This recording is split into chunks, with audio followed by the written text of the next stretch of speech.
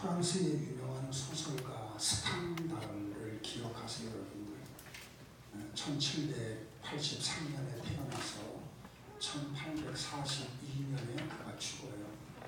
그런데 여러분이 이 스탕달 하면은 대표적으로 떠올라오는 소설이 있죠. 우리 인문학. 안 본다 오늘? 에?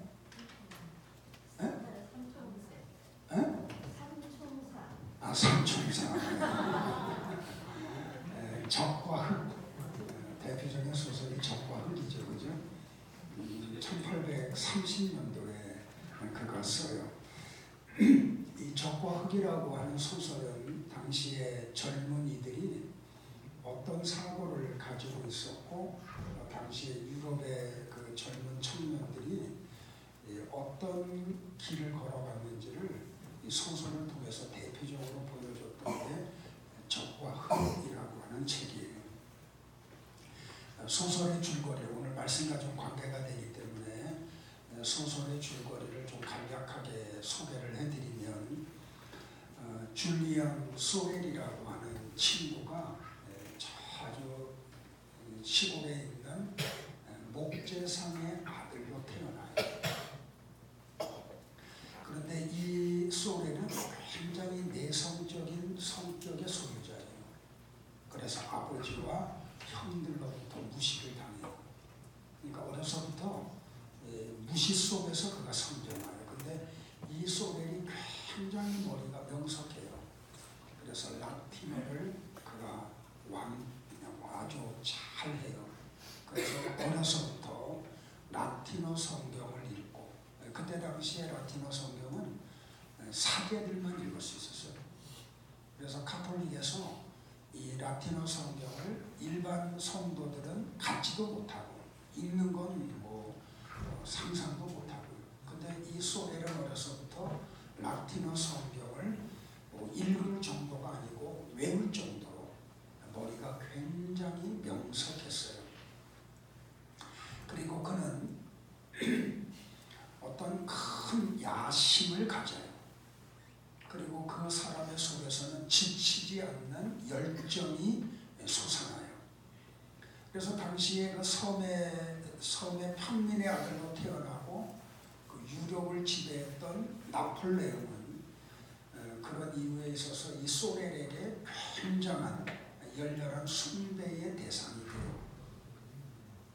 그런데 나폴레옹이 몰락을 하고 난 후에 평민이 군대에 가서 군인으로 출세하는 길이 막혀져요. 그래서 소렐은 늙은 셀란 신부에게서 신학을 배워 성직자의 길로 들어가요. 왜 그가 성직자의 길을 가게 됐냐면, 평민이 출세할 수 있는 길이 성직자라고 하는 유일한 통로밖에 없다고 생각했기 때문에 그래요. 뛰어난 라틴어 덕분에 레날 시장의 아이들을 가르치는 가정교사로, 그 시장의 가정교사로 들어가요. 그런데 이 소렐은 가슴속에 부유한 사람들을 향한 증오심으로 가득 채워지기 시작을 해요. 그래서 그 시장의 부인인 레날 부인을 유혹해요. 그러나 그녀의 순정에 이끌려 사랑에 빠지게 돼요. 그런데 이 시장 부인과 소렐의 영문이 소문이 나자 그는 자기의 어떤 또 진리를 지키기 위해서 도망을 가서 고향을 떠나 부장송의 신학교에 입학을 해요. 그리고 그곳의 교장의 인정을 받아서 파리에 있는 귀족 라몰 후작의 비서가 돼요. 그리고 그 후작의 딸 마틸드와 사랑에 줄다리기를 해요. 그러다가 그 마틸드와 잠자리를 통해서 그가 임신을 해요.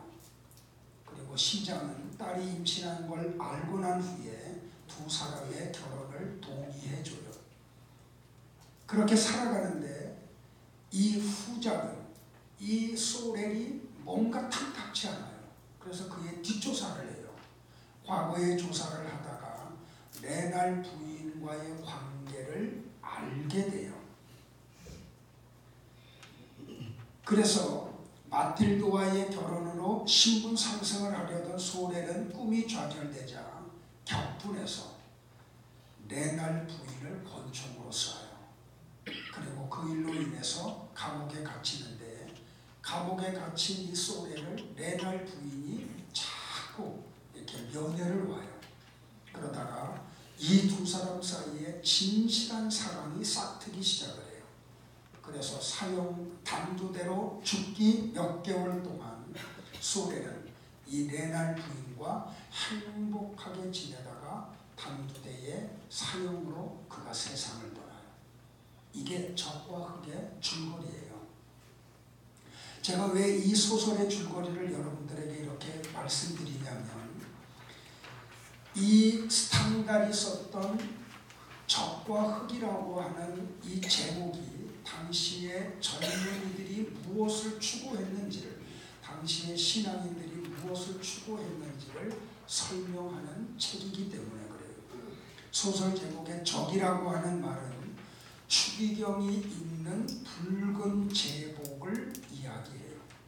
그리고 흑은 법관이 입는 법복을 이야기해요. 그러나 스탕달은 당시 사회상을 적과 흑이라고 하는 소설을 통해서 고발을 하고 있는 거예요. 당시의 유럽의 젊은이들은 자기의 꿈을 이루기 위해 추기경의 붉은 제복을 택할 것인가, 아니면 법관의 법복을 택할 것인가를 고민했다는 거예요. 그러니까 이 성직이라고 하는 것은 하나님으로부터 받고 그리고 많은 인생들을 하나님에게로 인도하는 그런 직이지, 출세를 이루는 직이 아니잖아요.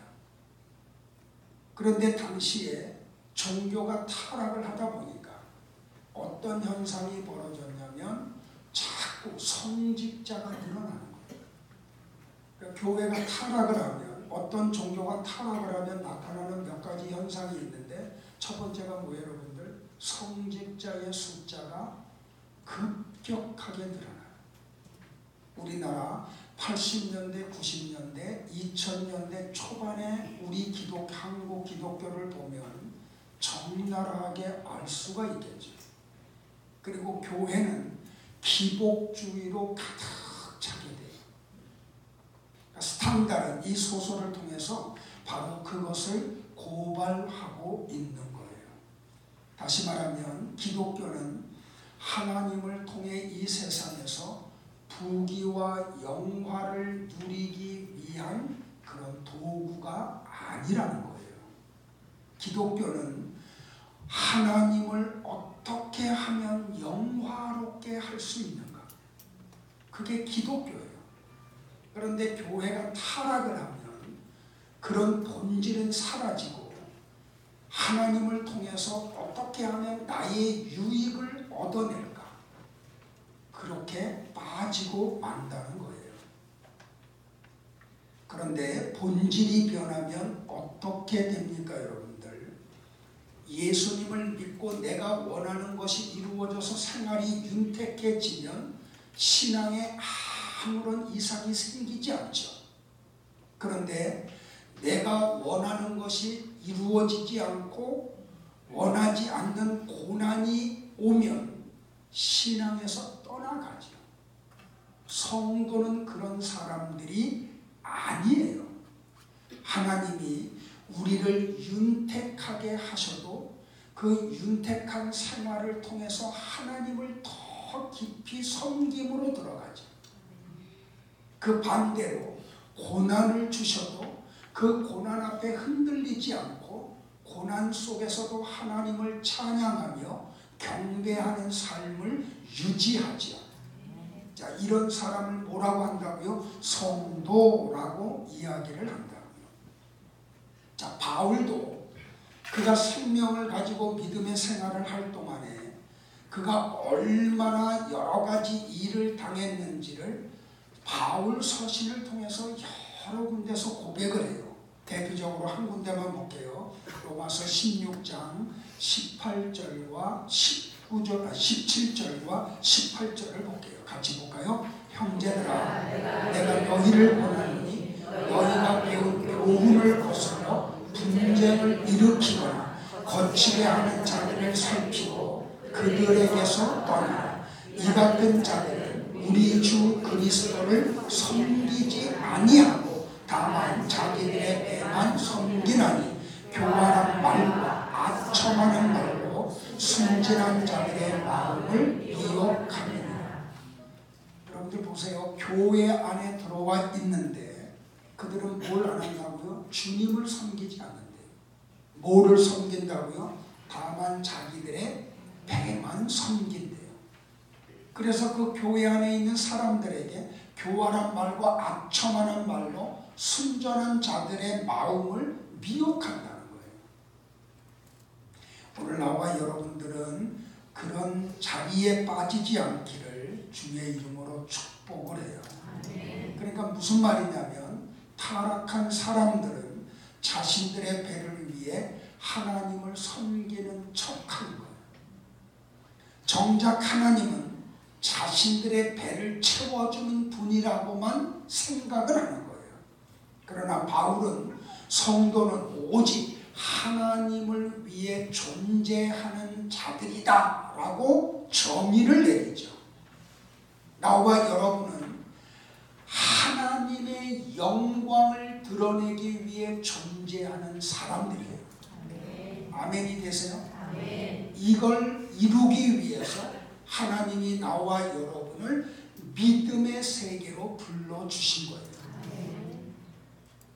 그런데 이것을 모르는 사람들은 그런 하나님이 내게 고난을 주시면 견디지를 못해요. 어떻게 사랑의 하나님이 좋으신 아버지라고 하는 분이 자녀의 삶을 간섭을 안 하셔서 어려움이 오는데도 막지도 않으시고 해결도 안 해주시냐는 거예요. 왜? 아버지가 좋으신 하나님이 당신의 자녀라고 하면서 그 자녀가 병들어 아파하는데 왜 그것을 막아주지도 않고 그것을 허락하고 해결도 안 해주시느냐는 거예요. 성도의 삶에는 성도 여러분들 잘 들으세요. 고난이 필연적으로 존재해요. 그러니까 여러분들이 믿음의 생활을 하면서 그런 유토피아를 꿈꾸고 신앙의 세계에 들어왔다고 하면 제가 이런 표현을 꿈 깨세요. 잘 들으세요. 예수님을 믿는데 병에 걸리고 사업이 망하고 어려운 일이 반복해서 일어나는 경우들이 많아요. 그러면 왜 하나님은 당신의 백성들에게 병이 찾아오는 것을 허락을 하시고 사업이 망하는데 막아주지 아니하시고 그리고 외로움 속에 들어가는데 왜 하나님이 오해를 풀어주지 않으실까요?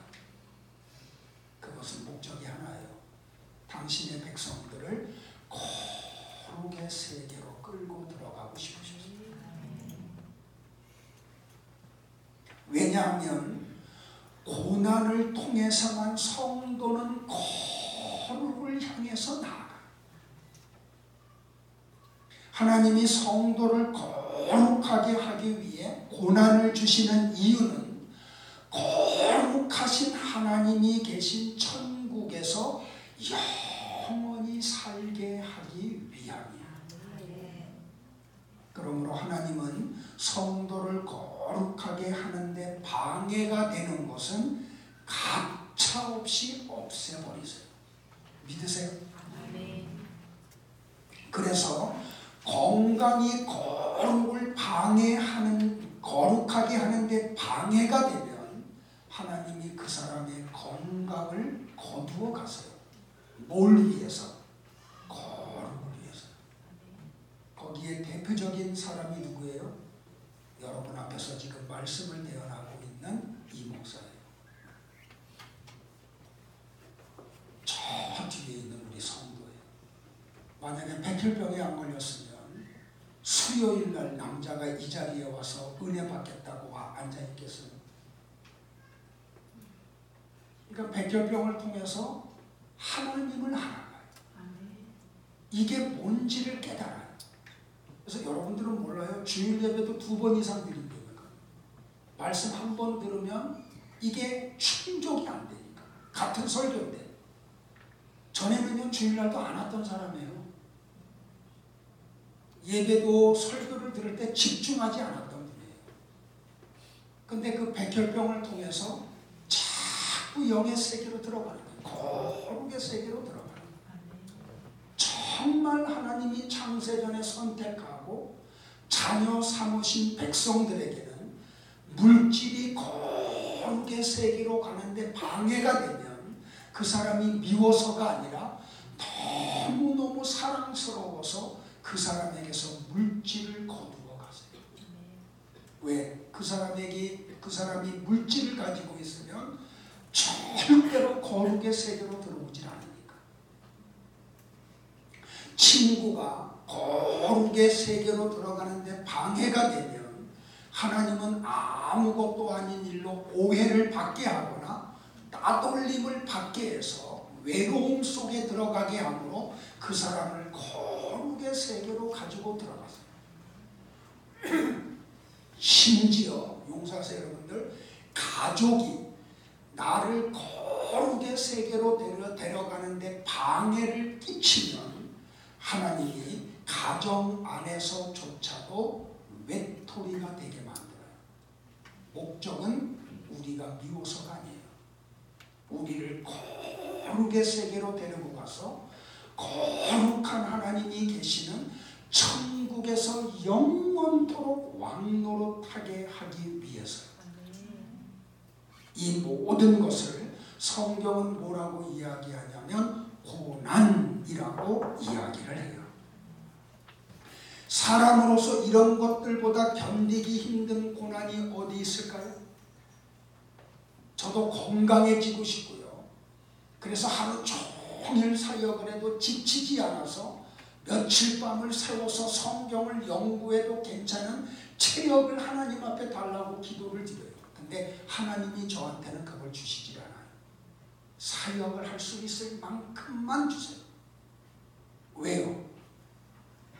제가 이렇게 건강이 채워지면 가만히 교회 안에 물러 있을까요? 머물러 있을까요? 나보다 하나님이 나를 더 잘 아세요. 잘 듣기를 바래요.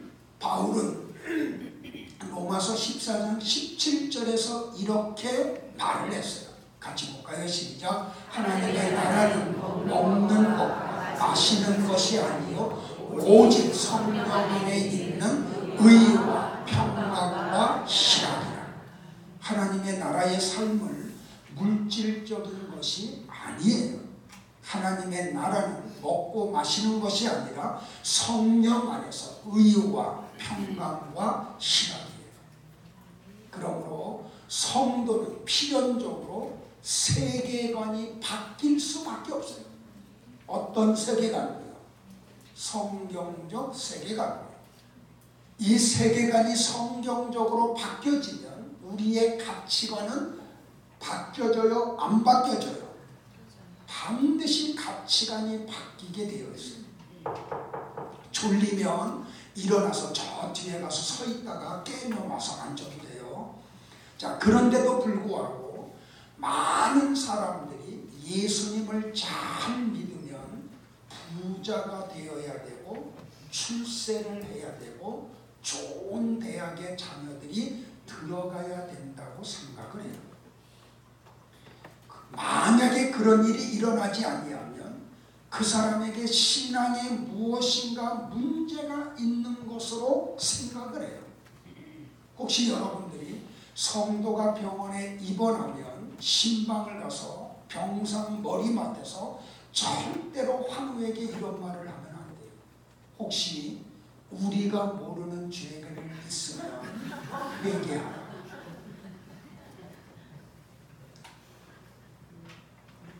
아무런 죄를 범하지 않았 많았음에도 불구하고 하나님은 어떤 성도를 거룩하게 하시기 위해서 이유 없이 병을 주실 때도 있기 때문에 그래요. 여러분들 보세요. 바울이 얼마나 우리의 어떤 가치관, 기준으로 보면 신앙이 없는 사람같이 보여요. 바울은 갈라디아 교회의 성도들로부터 사도권에 대하여 의심을 받았어요.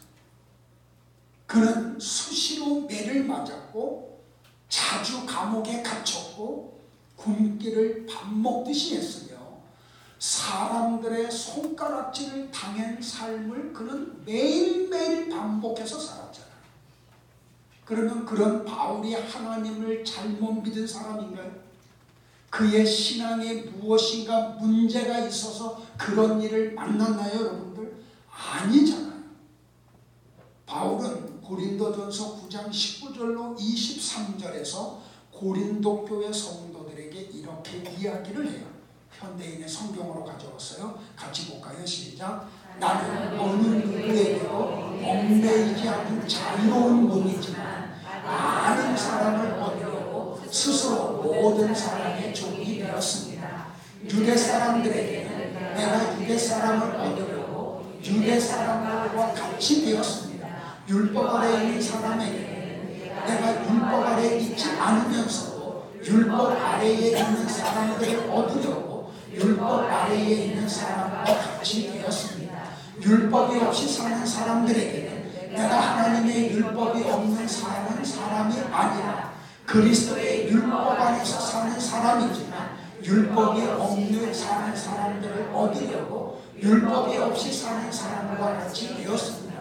믿음이 약한 사람들에게는 내가 약한 사람들을 얻으려고 약한 사람이 되었습니다. 나는 모든 사람에게 모든 모양의 인물이 되었습니다.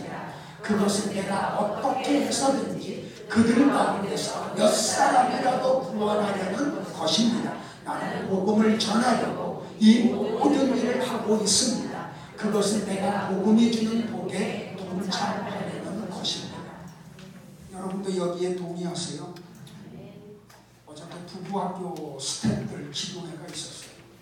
하는 중간에 마음에 들지 않는 것도 있었고 하나님이 어떻게 해주실까에 대한 기대도 했어요. 여기에 대해서 반대하는 사람도 있고 지지하는 사람도 있고 그래서 참여하는 사람도 있고 방관하는 사람도 있어요. 그런데 제가 이런 오해를 받음에도 부부학교를 하는 이유는 어떻게 해서든지 한 부부라도 회복해서 하나님의 세계로 끌고 가기 위한 마음 때문에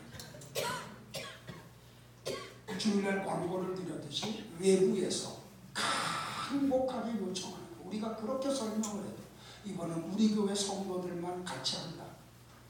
그런데도 불구하고 가족 사진을 보내면서 자기 부부의 그 형편을 이야기하면서 만약에 이번에 우리가 여기에 참여를 하지 않으면 우리 부부는 이혼합니다. 마지막 기회를 한번 붙잡으려고 합니다. 허락을 해달라고 허락을 해달라고. 그래서 그 부부를 받았어요. 그래서 우리는 지금 어제부터 계속 그 부부를 위해서 기도를 해요. 바울이 그랬다는 거예요. 그러니까 바울은 하나님의 영광을 위해서 한 영혼이라도 구원할 수 있는 방법이라고 하면 내가 율법 아래 있지 않지만 율법 아래로 내가 들어간다고. 그 이유는 율법 아래 있는 사람 중에 한 사람이라도 전도해서 구원할 수 있다면 나는 그 오해를 받으면서 그 세계 속으로 들어가겠다고 하는 거예요.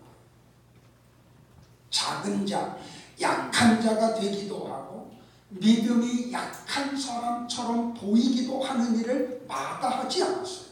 바울은 그런 자신을 향한 사람들의 평가에 신경을 쓰지 않았어요. 천국을 알고 소망하는 성도들은 이 땅에서 많이 누려도 믿음이 흔들리지 않아요. 반대로 고난이 찾아와도 믿음이 흔들리지 않아요. 이 세상에서의 고난이 천국에서 누릴 영광과 좋게 비교할 수 없음을 알기 때문에 그래요. 그래서 물질을 하나님이 많이 주신다고 거기에 마음을 뺏기지 않아요. 왜? 하나님 나라가 더 기가 막힌 곳임을 알기 때문에. 반대로 하나님이 물질을 다 거두어 가셔서 가난하게 살아도 믿음의 흔들림이 없어요. 왜? 이 세상에서의 가난한 삶은 잠시임을 알기 때문에. 그래서 그 믿음 때문에 우리가 이 세상에서 당하는 환난이 너무나 가벼운 거고, 그 반면에 천국에 가서 누릴 영광이 무거운 것임을 알기 때문에 그래요. 구약 성경에 보면 하나님이 욥에게 고난을 허락을 하죠. 당대의 의인이라고 했는데 사단이 하나님 앞에 가서 시기할 정도로 욥은 경건한 삶을 살았던 사람이잖아요. 그런데 정말 욥이 그런가요? 아니에요. 욥기서 하반기에 가보면 욥이 얼마나 하나님 앞에서 잘못된 생각을 가지고 있는지를 하나님이 적나라하게 고발을 해요. 그래서 고난 속에서 욥이 하나님 앞에 질문을 던지죠. 우리는 욥기서 1장과 2장을 보고 욥은 의로운 사람이고 고난을 의연하게 대처한 사람이고 친구들이 찾아와서 반론을 제기할 때 믿음으로 이긴 사람으로만 생각을 하잖아요. 근데 욥기서 후반부로 가보세요. 욥도 뿌리채 흔들려요. 그래서 하나님 앞에 질문을 던져요. 그 질문을 던지는 욥에게 하나님이 뭐라고 답변을 하세요? 제가 짧게 갖고 왔어요, 여러분들. 내가 이 땅에 기초를 놓을 때 너 어디 있었어? 하나님이 지금 욥에게 다시 역으로 던지는 질문이에요. 바다가 물로 넘칠 때 그것을 막고 경계를 놓은 사람이 누군지 아니? 그것을 경계를 놓은 게 누구니? 하고 물어봐요. 너냐? 광명과 흑암의 처소가 어디인지 너는 알고 있니? 네가 우박의 창고를 가서 본 적 있어? 누가 비를 내리게 하느냐? 누가 번개를 치게 하느냐? 가슴 속의 지혜는 누가 준 것이냐? 수탉에게 술기를 준 자가 누구냐? 누가 지혜로 구름의 수를 세겠느냐? 누가 하늘의 물주머니를 기울이겠느냐? 하나님은요 계속해서 요셉에게 질문을 던져요. 이 질문을 통해서 하나님이 지금 의도하시는 게 뭐예요? 고난 속에 있는 욥에게 질문을 하심으로 욥은 무지함을 드러내시고 하나님이 위대하심을 드러내시잖아요. 사람은 하나님의 하시는 일을 다 알 수도 없고 이해할 수도 없어요. 제가 자꾸 비유적으로 얘기하잖아요. 그죠? 하나님은 육이 없는 분이지만 만약에 육이 있는 분으로 우리가 비유해서 설명을 드린다고 하면 하나님의 뇌는 우리 교회 건물만 합니다.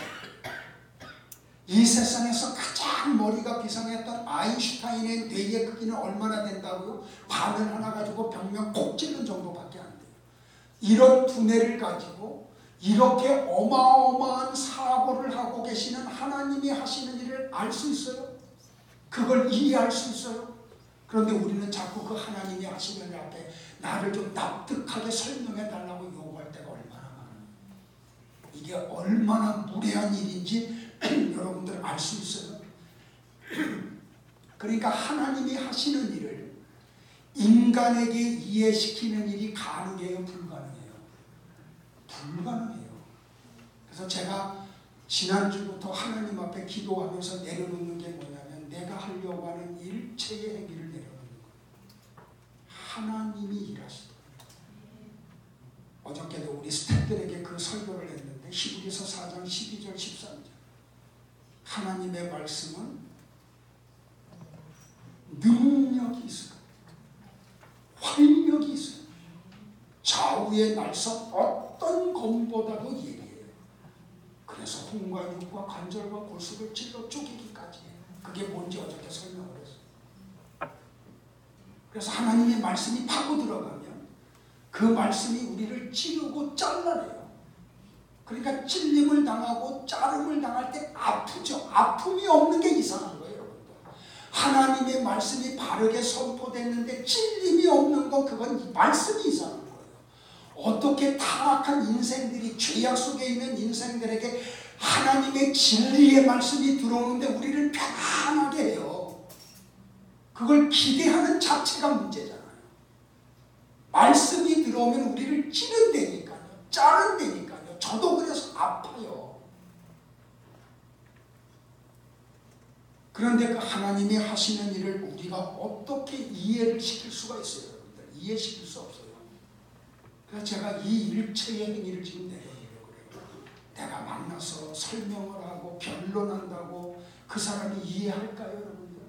아니에요. 하나님이 역사하십니다. 하나님의 말씀이 파고 들어가서 깨닫게 해주셔요. 하나님이 안 하면 안 되는 거고, 하나님의 말씀이 찌르지 않으면 찔림을 안 당하는 거고, 하나님이 말씀이 들어가서 잘라내지 않으면 그대로 가지고 있는 거지요. 말씀만이 하실 수가 있어요. 그러니까 하나님이 하시는 일을 설명하는 게 얼마나 어려우냐면, 제가 비유적으로 얘기하면 샬롬이, 또 유튜브로 보는 분들은 모르는, 내가 키우는 강아지가 샬롬이에요. 내가 샬롬이에게 뉴턴의 만류 인력의 법칙을 설명해서 이해시키는 것보다 더 어려워요. 무슨 말인지 이해돼요? 하나님이 하시는 일을 우리 인간들을 이해시키려고 하는 게 얼마나 어려운지, 강아지에게 뉴턴의 만류 인력의 법칙을, 공식을 풀어서 설명하는데 얘가 알아들어요?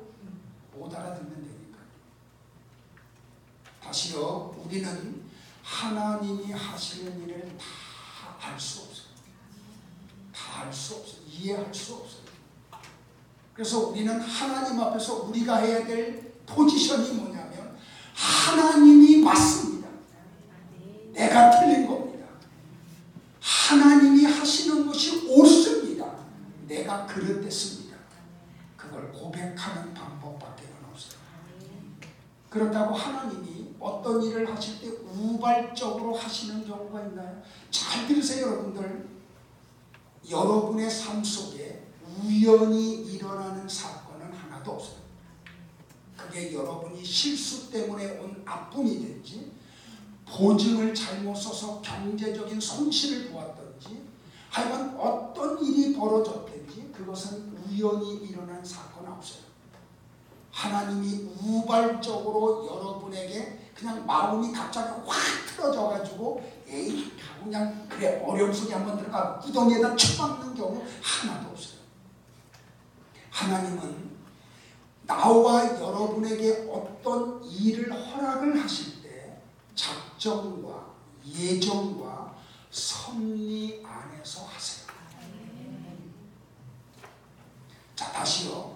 고개 들고 저를 보실래요? 언젠가 우리가 천국에 가요. 아무도 안 내려놓네.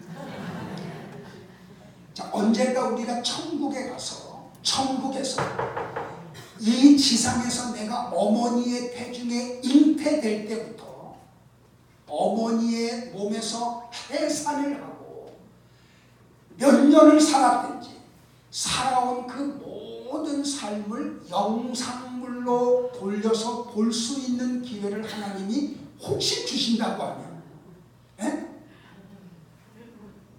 아마 그런 기회도 하나님이 주실 수 있지 않을까 하는 생각을 해요. 만약에 안 그러면 가서 한번 요구하세요, 하나님.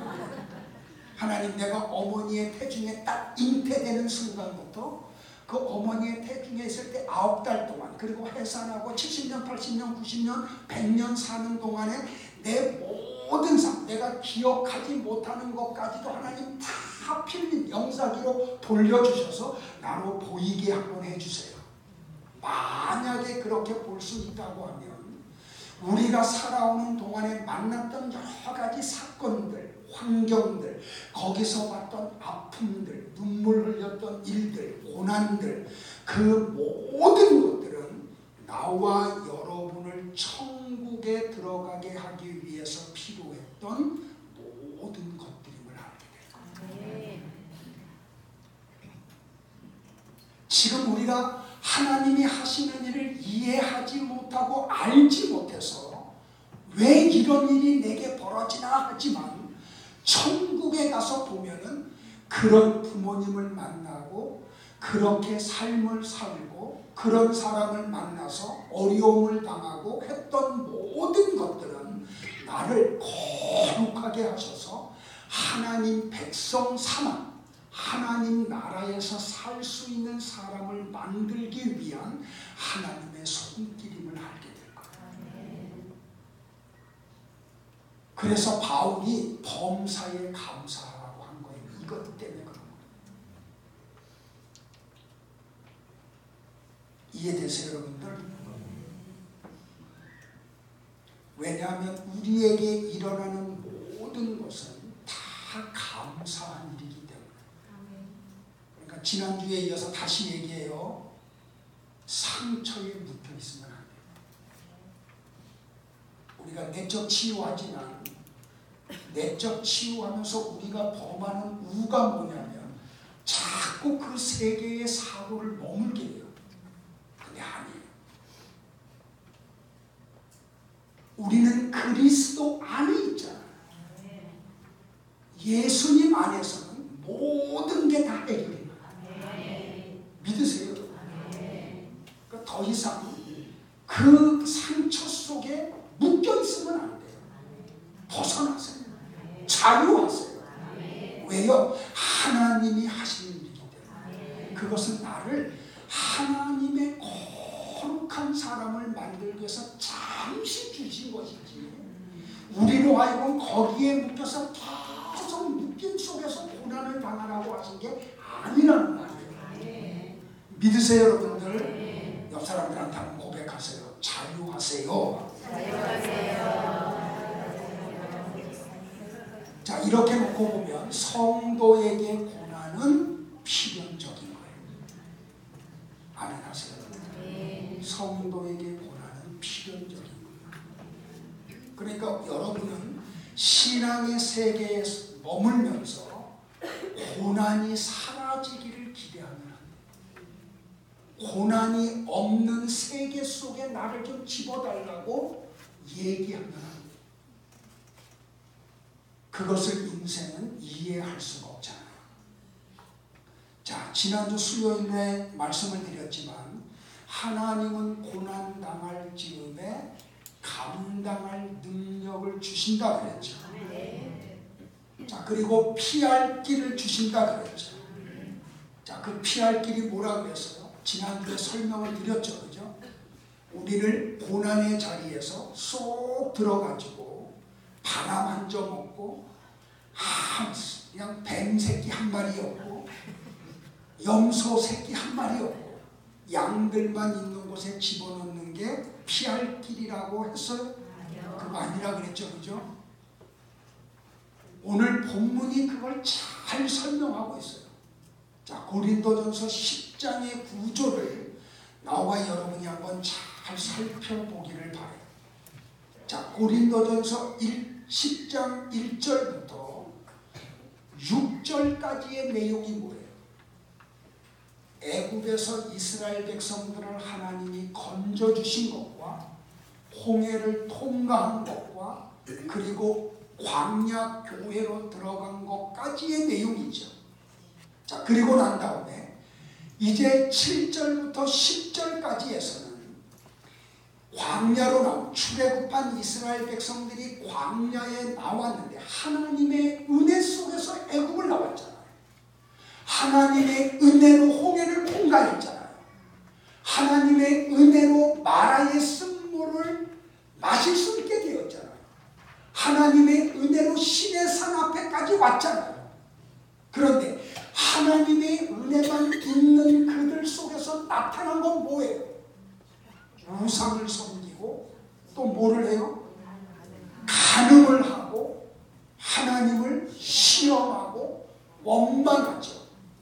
그러니까 출애굽한 이스라엘 백성, 하나님의 은혜를 받은 백성들이 광야 교회에서 교회 생활하며 한 게 뭐예요? 우상 섬기다가 죽고 그 우상 섬기다가 죽는 걸 보았던 또 다른 사람들이 우상 섬기면 죽는 거구나 하는 걸 보았음에도 불구하고 그 다음에 그들이 뭐예요? 간음을 해요. 간음을 하다가 또 어떻게 해요? 죽어요. 그걸 또 다른 사람들이 봐요. 아, 우상 섬기면 죽는 거구나. 간음하면 죽는 거구나. 그걸 보았던 사람들이 또 뭐예요? 하나님을 시험을 해요. 시험하다가 또 어떻게 해요? 죽지요. 그러니까 또 남아있는 사람들이 아, 우상 숭배하면 죽는 거구나. 간음하면 죽는 거구나. 하나님 시험하면 죽는 거구나 하면서 또 뭐예요? 하나님을 원망해요. 그리고 또 어떻게 해요? 또 죽어요. 그게 광야 40년 동안 있었던 것을 바울이 4절로 요약해서 설명을 하잖아요. 자, 그런데 보세요.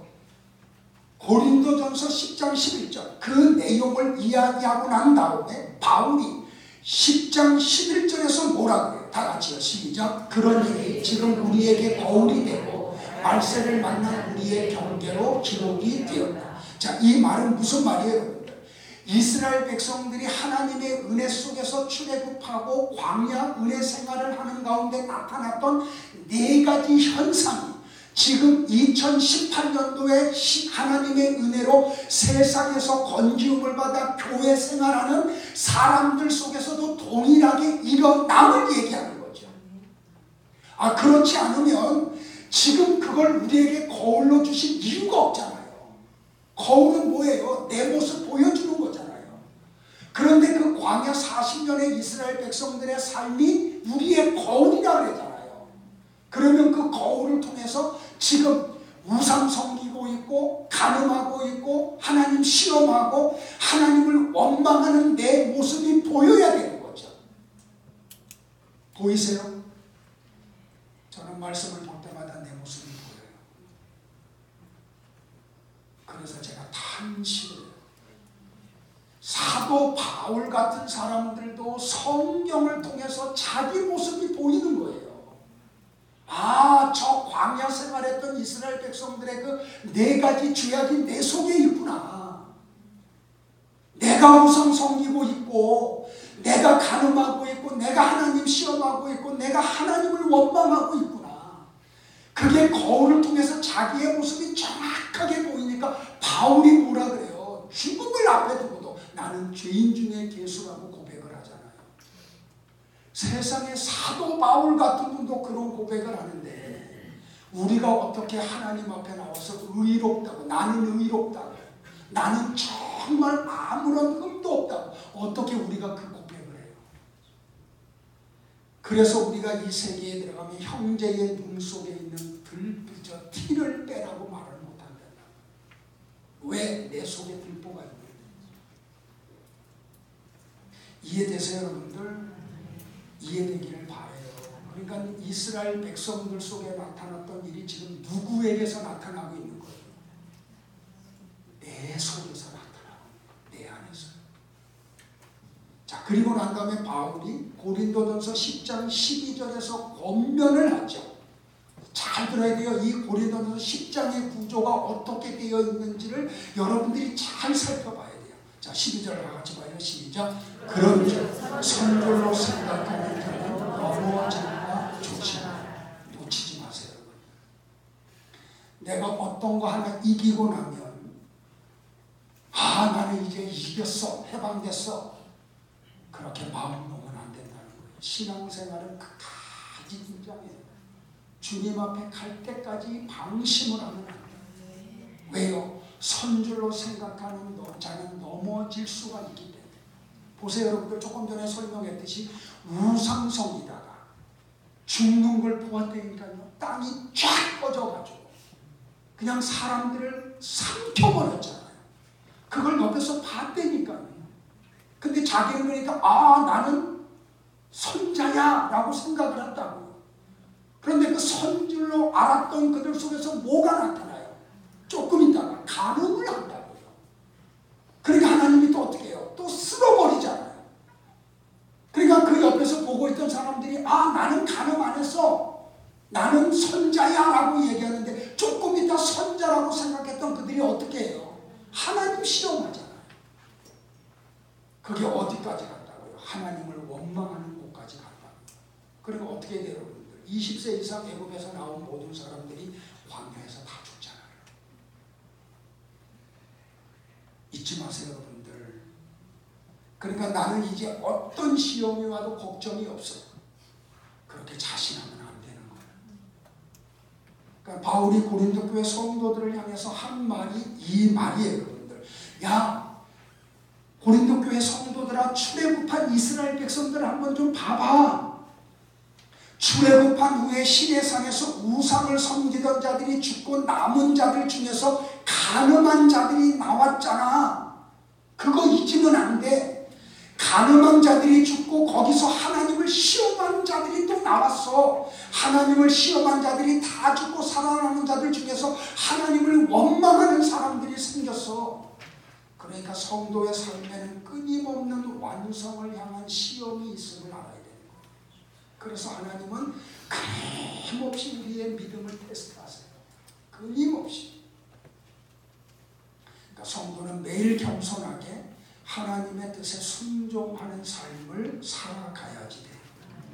자, 그리고 이어지는 말씀이 뭐예요? 오늘 우리가 보려고 하는 말. 지금까지 서론한 거예요. 이제 1시간 동안. 이제부터 본론하는 거예요.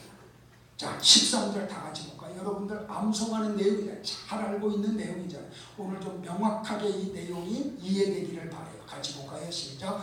사람이 감당할 시험을 너희가 당한 것이 없나니 오직 하나님을 믿고사 너희가 감당하지 못할 시험당함을 허락하지 아니하시고 시험당할 즈음에 피할 길을 내사 너희로 능히 감당하게 하시느니라. 여러분들 이 고린도전서 10장 13절은요 세 문장으로 되어 있어요. 자, 살펴볼게요. 첫째는 하나님은 사람이 감당할 시험 밖에는 허락을 안 하신다. 자, 감당할 시험이라고 하는 단어에서 시험이라는 헬라어가 뭐냐면 페이라스모스예요. 이게 뭐냐면 성도라면, 잘 들으세요. 성도라면 누구든지 일정한 수준에 이르기 위해서 흔하게 겪는 시련을 이야기해요. 잘 두들기게 하면 안 돼. 다시요. 잘 들으세요. 여기 시험이라는 헬라어 페이라스모스는 성도라면, 성도 아닌 사람은 제외되는 거예요. 성도라면 누구나 일정한 수준에 이르게 하기 위해 흔하게 겪는 시련을 이야기해요. 아픔을 이야기해요. 그러니까 여러분들이 이런 말하면 안 돼요. 왜 성도들 중에 나만 이렇게 힘든 일을 하나님이 주시느냐. 그렇게 투정 부리면 안 돼요. 내가 겪는 일이 고통스러워 보이지만 성도라고 하면 누구든지 고난이 다 있어요. 말도 못하게 있어요. 그리고 너희에게 당한 것이 없나니 라고 하는 헬라어 문구 휘마스 우쿠 에일레펜이라고 하는 단어는 완료 시제로 되어 있어요. 이게 무슨 뜻이냐면 잘 들으세요. 과거에 시작된 고난이 현재까지 지속적으로 영향을 미치는 상태를 이야기해요. 이해돼요? 그러니까 우리가 감당할 수 있는 만큼 흔하게 겪는 시련을 예수 믿는 순간부터 천국 가는 때까지 계속해서 그 시련이 영향을 미치는 상태를 얘기해요. 자, 두 번째는 오직 하나님은 미쁘사 너희가 감당하지 못할 시험 당함을 허락하지 아니하시고 라고 하는 문장이에요. 피스티스라는 단어를 썼는데 하나님은 미쁘시다, 신실하시다, 믿으실 만한 분이시다 그런 뜻이에요. 그래서 하나님은 신실하신 분이기 때문에 우리가 믿을 만한 분이기 때문에 우리가 감당할 수 없는 시험을 허락하지 않으세요. 그러니까 하나님은 거듭난 성도들이 감당할 수 있는 한도에서 시련을 허락을 해주세요. 믿으세요? 자, 잘 들으세요. 갓난 아이와 같은 성도는 그 정도의 고난을 주세요. 근데 그 갓난 아기는 우리가 볼 때는 야 저걸 갖고 이렇게 힘들어해 하지만 갓난 아기는 그게 엄청난 거죠. 자, 유치원을 졸업한 성도에게는 초등학교를 들어갈 만한 입학시험지를 주세요. 초등학교를 졸업한 성도에게는 중학시험, 입학시험지를 주세요. 중학교를 졸업하는 성도에게는 고등학교 입학시험지를 주세요. 고등학교를 졸업한 성도에게는 대학 입학시험지를 주세요. 무슨 얘기인지 이해되시죠? 그러니까 하나님은 유치원을 졸업하는 애에게 대학 입학시험지를 주고 야 답 적어. 그래서 합격하면 대학교 입학시켜줄게. 이렇게 안 하신다. 그러므로 지금 자기에게 온 시련이 다른 사람들보다 더 크게 보이는 사람은 내 신앙이 상당한 수준에 올라왔다는 외적인 증거예요. 그러니까 목사에게 오는 시련과 여러분에게 오는 시련의 크기가 달라요. 그런데 여러분 수준에서 오는 그 시련도 여러분 입장에서는 굉장히 큰 거죠.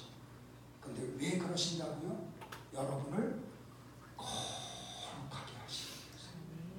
그래서 감당할 수 있을 만큼 시련을 겪게 하시는 거예요. 그러니까 남편 원망하면 안 돼요. 네? 지금 그 남편은 나를 거룩하게 하기 위해서 하나님이 주신 복이에요. 감사해야 돼요. 우리 남자 성도들도 마찬가지예요. 지금 여러분이 만난 아내는 여러분을 거룩하게 하기 위해서 그런 악처를 만나게 하시는 거예요.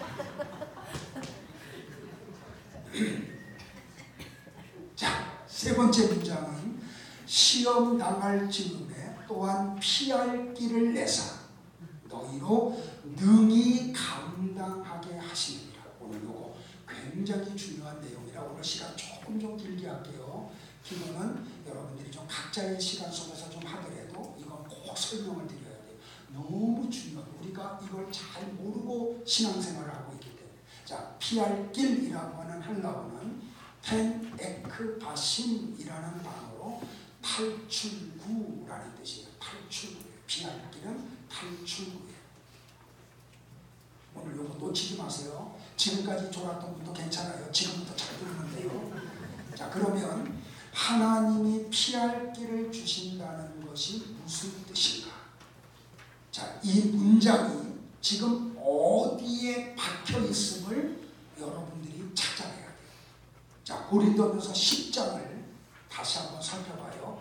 1장부터 6장까지는 하나님의 은혜로 출애굽하는 과정을 설명을 해요. 바울이. 자, 그리고 7절부터 10절까지는 네 가지 사건을 기록을 하죠. 자, 다시 네 가지 사건이 뭐예요? 첫째, 우상숭배고, 두 번째, 가늠하고, 세 번째, 하나님 시험하고, 네 번째, 하나님 원망했죠. 자, 이 네 가지는 하나로 딱 귀결이 돼요. 자기의 유익을 위해서 나타나는 거. 놓치면 안 돼요. 그러니까 광야 속에서 이스라엘 백성들을 통하여 나타났던 네 가지는 자기의 유익을 위해 하나님의 뜻을 거역하는 속에서 나타나는 것들이에요. 우상숭배, 간음, 하나님 시험, 하나님 원망 말이에요. 자, 그러면서 그 사건을 이야기하고 그것은 너희를 위해서 기록된 거울이야 라고 말씀하신 다음에 너희들 속에서도 그런 성향이 있어. 그죠? 왜? 너희들 속에서도 너희들의 유익을 위해서 예배드리는 성향이 있다고요. 헌신의 목적이 유익을 위해, 너희들의 유익을 얻어내기 위해서 내게 좀 잠깐 보이려고 하는 거잖아. 이거 고발하는 거예요. 그러면서 뭐라 그래요? 그 다음에 뭐라 그래요? 그런즉 선줄로 생각하는 자는 넘어질까 조심하라 그러잖아요. 왜? 우리가 그 성향을 가지고 있기 때문에. 그리고 난 다음에 13절에서 얘기하죠. 내가 너희들에게 피할 길을 주겠다고 말해요. 자, 그리고 난 다음에 10장 14절을 보세요. 다 같이 시작. 그런즉 내 사랑하는 자들아 우상 숭배하는 일을 피하라 라는 말씀으로 끝났죠. 자, 기독교의 본질은 우리를 위해 하나님을 이용하는 것이 아니에요. 나의 삶을 통해 하나님의 영광을 드러내야 되는 거예요. 그래서 고린도전서 10장 31절에서 이렇게 끝내잖아요. 그런즉 너희들이 먹든지 마시든지 무엇을 하든지 하나님의 영광을 위해서 하라. 그러니까 성도의 삶은 나의 유익을 위해서 하나님을 이용하는 게 아니에요. 그건 기독교가 아니에요. 그건 신앙이 아니에요. 내가 먹든지 마시든지 무엇을 하든지 하나님의 영광이 드러내게 해야 되는 거예요. 그게 성도의 삶이고 그게 기독교라는 말이에요. 자, 그러니까 고린도전서 10장 7절에서 10절에서 네 가지 사건은 모두 나를 위한 것에서 비롯된 사건들이죠. 하나님의 뜻에 순종하지 않고 자기 뜻을 관철시키기 위한 모든 행위죠. 그런 행위는 하나님의 분노를 일으켜요. 이거 놓치지 마세요. 잘 들어야 돼요. 그러니까 하나님이 성도들에게 피할 길을 주신다고 하는 두 번째 뜻이 이거예요. 하나님의 분노로부터 벗어나는 것, 그게 피할 길이라는 거예요. 그러니까 우리가 당하는 고난에서 딱 건져내서 그냥 바람 한 점 없는 곳으로 딱 집어넣는 그게 피할 길이 아니고 하나님의 분노가 나타나는 그 자리에서 그런 마음에서 우리를 벗어나게 하는 거예요. 그게 피할 길이라는 말이에요. 그게 탈출구라는 말이에요. 자, 보세요. 예를 들게요. 이 광야에서 나타났던 네 번째 사건, 하나님 원망 사건. 그게 어디에 기록됐냐면 민수기 13장, 14장에 기록이 되어 있어요. 자, 민수기 13장, 14장 사건이 뭐예요? 가데스 바네아에서 정탐꾼을 뽑아서 12명을 40일 동안 가나안 땅을 정탐하게 하는 사건이에요. 그래서 12명의 정탐꾼이 각 지파의 두령들이 여러분들 믿음 있다는 사람들이 나름대로 이 사람들이 40일 동안 가나안 땅을 정탐하고 와서 백성들 앞에 보고를 하죠. 그때 눈의 아들 여호수아와 여분네의 아들 갈렙을 포함한 12명이 보고를 드리는데 이 여호수아와 갈렙을 제외한 10명의 정탐꾼이 어떻게 보고를 해요? 불신앙의 보고를 하죠. 우리는 절대로 가나안 땅을 정복할 수 없습니다. 그들은 네피림들입니다. 덩치가 너무 큽니다. 그래서 우리가 그들 앞에 가면 우리는 그들의 메뚜기 떼가 되고 맙니다.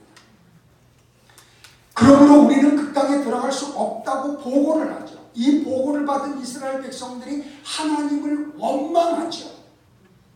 그런데 눈의 아들 여호수아와 여분의 아들 갈렙은 어떻게 해요? 그런 환경을 뚫고 하나님을 바라보죠. 하나님이 애굽에서 우리를 건져내고 홍해를 건너게 하셨고 광야 40년을 지나오게 하셨던 하나님이 우리와 함께 하시니까 우리는 거기에 가면 넉넉하게 그 땅을 차지한다고 얘기하죠. 그들은 우리 앞에 밥이다 라고 얘기하잖아요. 자, 여호수아와 갈렙의 이야기가 뭐예요? 그게 피할 길이라는 거예요. 이해돼요? 자, 여기 보세요. 어떤 환경이 이렇게 딱 벌어져요. 환경이 벌어지는데 그 환경 앞에 불신앙의 눈으로 불신앙의 마음으로 보고 판단하고 말하는 것은 뭐예요? 하나님의 분노를 일으켜요. 그런데 그런 환경과 여건 속에서도 우리는 하나님을 봐요. 그 하나님을 믿어요. 그리고 우리는 상황은 그런 말을 할 수 있는 상황이 아닌데 그 하나님을 믿고 믿음의 소리를 내요. 그게 뭐예요? 그게 피할 길이에요. 왜? 그렇게 하면 하나님의 분노가 임하지 않아요. 그렇게 하지 않으면 하나님의 분노가 임하기 때문에 잘 들으셔야 돼요, 여러분들. 자, 민수기 14장 8절과 9절, 그게 피할 길이에요. 같이 볼까요? 시작. 여호와께서 우리를 기뻐하시며 우리를 그 땅으로 인도하여 들이시고 그 땅을 우리에게 주시리라. 이는 과연 적과 꿀이 흐르는 땅이니라. 다만 여호와를 거역하지 말고 또 그 땅 백성을 두려워하지 말고 그들은 우리의 어비라 그들의 보호자를 그들에게서 떠나고 여호와는 우리와 함께 하시느니라. 그들을 두려워하지 말라. 이런 고백을 하는 게 피할 길이라는 거예요. 우리가 믿음 안에서 믿음의 고백을 하면 하나님은 우리를 사랑하세요. 그런데 우리가 신앙 안에 머문다고 하면서도 불신앙적인 눈과 불신앙적인 귀와 불신앙적인 입을 가지고 하나님의 말씀에 반대되는 고백을 하면 그게 하나님의 분노를 가져오게 해요. 우리 지금 예레미야서 매일 큐티하고 있잖아요. 피할 길이 뭔지 아시겠어요? 그런데 이런 고백하는 게 쉬워요, 어려워요? 쉽지 않아요. 그런데 하나님이 우리에게 믿음을 주시면 우리는 이 피할 길로 들어가죠. 두려워하지 않잖아요. 10명의 정탐꾼과 벌써 숫자적으로 비교가 안 되잖아요. 그러면 민주주의 사회에서는 10명의 의견이 존중이 돼요. 근데 그 10명의 의견을 따라가는 다수는 뭐가 돼요? 하나님의 분노 속에 들어가요. 그래서 민주주의의 맹점이 바로 이거예요. 우리는 그래서 신본주의로 가야 돼요. 우리가 100명 속에 있어서 99명이 아니라고 해도 하나님의 말씀을 붙들고 맞다라고 하는 게 피할 길이에요. 근데 그러면 어떻게 돼요? 따돌림 당해요. 가정에서도 공동체 안에서도 또는 사회 속에서도. 그리고 여러분들은 외톨이가 돼요. 누구와 같이? 예레미야와 같이, 스데반과 같이. 그런데 그게 뭐라고요? 그게 피할 길이에요. 그 다수 속에서 다수의 지지를 받는 그것은 순간적이에요. 일시적인 거예요. 그런데 거기서 우리가 피할 길로 들어가면 영생을 해요. 어디에서요? 천국에서요. 믿으시길 바라요. 자, 우리는 지난 수요일 날 첫 번째 피할 길이 뭔지에 대해서 공부했죠. 고난 중에서도 그것을 피하는 게 아니고 고난 중에서도 복음을 전하다가 죽는 것, 순교하는 것, 그래서 천국 가는 것, 그게 피할 길이라 그랬어요. 그러니까 피할 길은 고난을 피할 수 있는 길을 말하는 게 아니에요. 고난은 성도를 거룩하게 하는데 반드시 필요한 거예요. 그런데 하나님이 성도를 거룩하게 하는 고난을 안 주실까요? 내가 너 너무 사랑한다. 그러니까 너한테는 고난 안 줄게. 그게 복일까요? 그게 은혜일까요? 그렇게 자식들 키워보세요. 여러분들 나이 드셔서 눈에서 피눈물을 내가 얘기하잖아요. 애들 너무 곱게 키우지 마세요. 그게 사랑하는 거 아니에요. 애들이 원하는 거 다 들어주지 마세요. 그게 잘 키우는 거 아니에요. 50, 60대에서도요. 70, 80대신 어머님 그 용돈 받아서 살아요. 그건 자식 잘 키우는 거 아니에요. 하나님은요. 우리를 그렇게 키우지 않았어요. 왜? 천국을 데려가시기 위해서. 이게 진짜잖아요. 그래서 이 땅에서 자기 자식이 아파해요. 여러분들 우리 부모잖아요. 자식들이 아파하는 걸 보는 부모의 마음이 얼마나 아파요. 나는 아버지잖아요. 용서하세요. 여러분들 나는 우리 두 아들 정말 사랑해요. 얘네들 그냥 이름만 들어도 좋아요. 작은 놈 군대 훈련소에 갔는데 그냥 매일매일 내가 아내한테 한 말이에요. 그놈 보고 싶다. 그놈 보고 싶다. 그런데 그거 꼭 참는 거예요. 의경 들어갔는데 요새 또 데모가 많아. 그래서 그냥 자대 배치받자마자 광화문에 배치받아요. 이놈 또 2단이래요. 그 의경들도 단이 또 막 1단, 2단, 3단, 4단. 그래서 1단이 맨 앞에 서고 2단이 두 번째, 3단이 세 번째, 4단이 네 번째, 5단이 다섯 번째 씁니다. 그런데 뭐라고 표현하는지 아세요? 속으로는 막 안타까운데 겉으로는 그래요. 야, 군인이면 당연히 그런 거 해야지.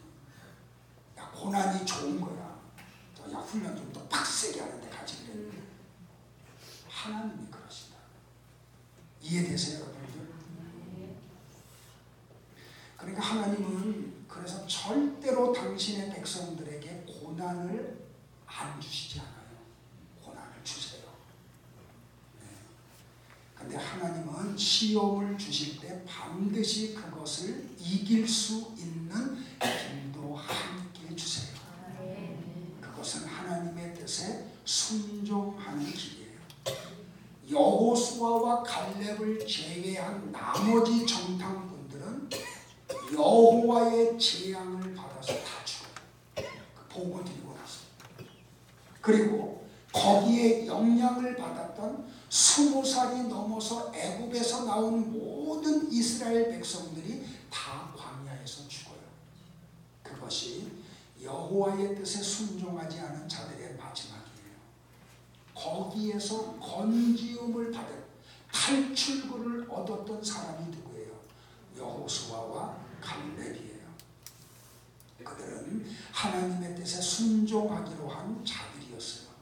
보세요. 이스라엘과 저 가나안의 7 족속과의 전쟁은 누가 봐도 이스라엘이 이길 수 없는 승산 없는 전쟁이었어요. 어린아이가 봐도. 왜? 고고학적으로 보면 이스라엘은 토기 문화고 저 가나안 땅의 백성들은 철기 문화 속에 있었거든요. 보세요. 토기 문화와 철기 문화가 전쟁을 하면 누가 이겨요? 철기 문화가 100% 이기죠. 자꾸 시간이 길어지는데 설명, 옛날에 우리나라 바둑 세계에 조훈현이라는 분이 있어요. 천재예요, 천재. 그리고 거기에 마수가 누구냐면 서봉수라는 분이 있었어요. 그런데 이 서봉수는 아주 순수한 국내파예요. 그래서 한국에서 바둑 연구를 하고 누가 가르쳐줄 스승이 없으니까 스스로 바둑 공부를 한 사람이에요. 근데 조훈현은 일본에 유학을 가서 최고의 바둑수를 배운 사람이에요. 그래서 한국에 들어왔어요. 그래서 이렇게 바둑을 두다 보면 어떤 대회든지 맨 마지막에는 누가 만나면 조훈현하고 서봉수가 만나요. 근데 그때마다 누가 이기냐면 조훈현이가 거의 다 이겨요. 왜 그런지 알아요? 그때는 인터넷 문화가 발달하지 않았잖아요. 그러니까 주로 책자를 통해서 정보가 입수되는 때예요. 그러니까 일본을 가지도 않고 일본말을 알지도 못하는 서봉수는 새로운 수를 알 수가 없어요. 근데 조훈현은 그런 정보가 있으니까 새로운 수를 두는 거야. 그때마다. 그러니까 서봉수가 이길 수가 없는 거죠. 이스라엘과 가나안의 관계가 그랬다는 거예요. 그런 가운데서도 여호수아와 갈렙은 하나님을 믿어요. 그리고 승리를 선언해요. 우리가 고난을 당할 때 승산 없이 보일 때가 많은 거예요. 그리고 많은 다수가 치우쳐서 하나님의 말씀과 도우심을 잊어버린다고요. 그러나 10가지의 재앙과 홍해를 건넌 것과 만나와 매춘하기로 먹은 것과 반석의 물로 마신 것과 불기둥과 구름기둥으로 인도하신 하나님을 기억하면 가나안 땅도 우리의 논리로는 안 되지만 하나님이 주실 것을 믿고 따르는 게 피할 길이에요.